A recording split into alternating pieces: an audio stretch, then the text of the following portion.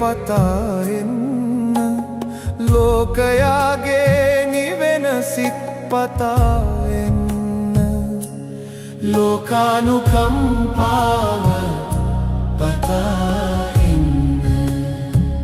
බොහෝ ජනයාගේ හිතසුව පිණිස